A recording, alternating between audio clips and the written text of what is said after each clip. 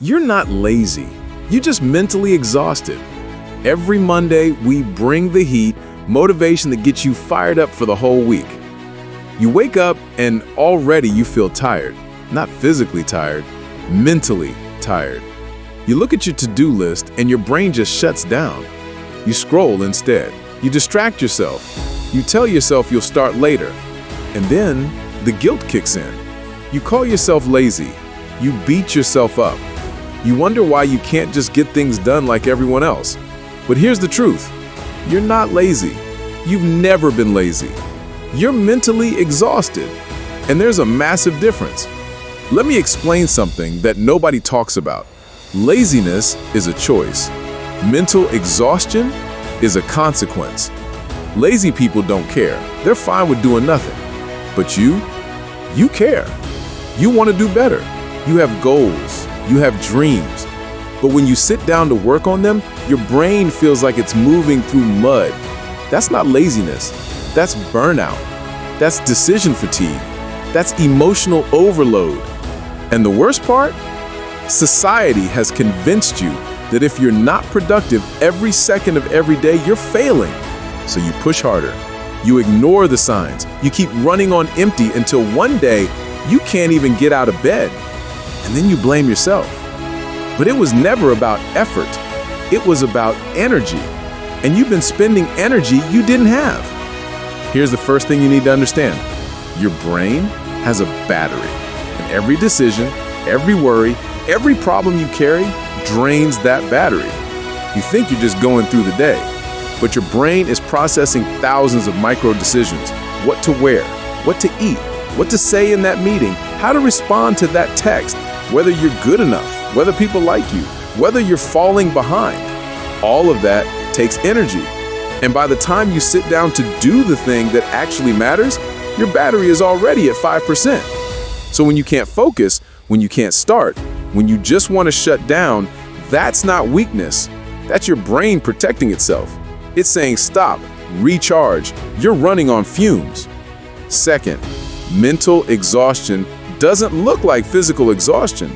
If you ran a marathon, people would understand why you need rest. But if you spent the entire day dealing with stress, anxiety, toxic people, bad news, overthinking, and emotional labor, nobody sees that. You look fine on the outside, so people expect you to keep going. And you expect yourself to keep going. But here's what's happening inside. Your nervous system is on high alert. Your cortisol levels are through the roof. Your brain is stuck in fight or flight mode. And when your brain is in survival mode, it shuts down everything that isn't essential. Creativity? Gone. Motivation? Gone. Focus? Gone. It's not that you don't want to work, it's that your brain literally doesn't have the resources to do it. Think about it like this. If your phone is at 2% battery, you don't open 10 apps and expect it to work smoothly. You charge it first. But with yourself, you keep opening apps, you keep adding tasks, you keep demanding performance, and then you wonder why you crash. Third, you've been confusing rest with laziness. Rest is not scrolling for 3 hours. Rest is not binge-watching shows while your mind races with guilt. Rest is not numbing yourself because you're too tired to face your life. That's escape. That's avoidance. And it doesn't recharge you. Real rest is intentional. It's stepping away without guilt. It's giving your brain permission to do nothing. It's sleeping without your phone next to you. It's going for a walk without a podcast in your ears. It's sitting in silence and letting your thoughts settle. Real rest feels uncomfortable at first because you're so used to being busy. But that discomfort is where healing happens. That's where your battery actually recharges. And once you start resting the right way, you'll notice something. The things that felt impossible before suddenly become manageable. Not because you worked harder, but because you finally gave yourself the space to recover. Here's the fourth truth. You can't outwork mental exhaustion. You can't discipline your way through burnout. You can't hustle your way out of emotional exhaustion.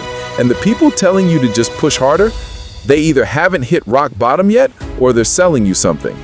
The real strength isn't in never stopping. It's in knowing when to stop. It's in recognizing that rest is productive. that saying no is powerful, that protecting your energy is not selfish, it's survival. Because if you don't take care of your mind, eventually your mind will force you to stop. And it won't be on your terms. It'll be a breakdown, a burnout, a collapse. So stop waiting for permission. Stop feeling guilty. Stop calling yourself lazy when you're just running on empty. Here's what you do next. Start small. You don't need to fix everything today. Just do one thing. Set a boundary.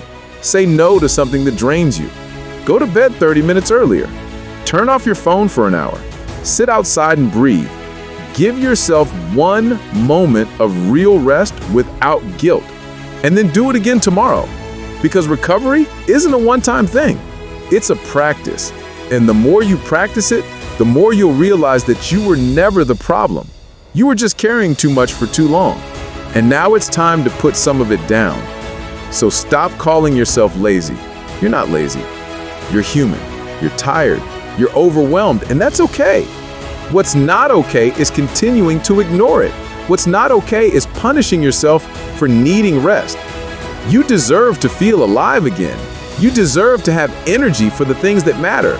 And it starts the moment you stop treating rest like a reward you have to earn and start treating it like the necessity it is. If this hit home, drop a comment and tell me what's been draining you lately. Then hit that subscribe button because we've got more truth coming your way. Let's rebuild together.